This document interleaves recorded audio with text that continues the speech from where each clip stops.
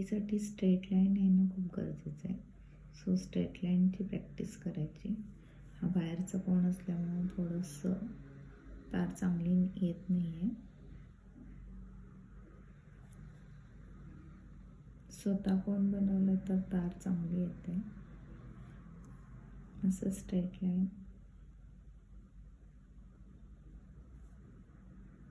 चं प्रॅक्टिस करायचं.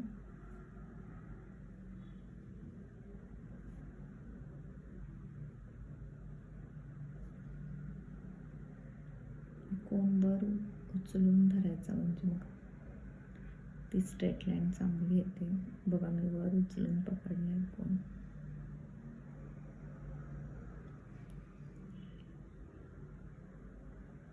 असं कंटिन्युअस प्रॅक्टिस करायची.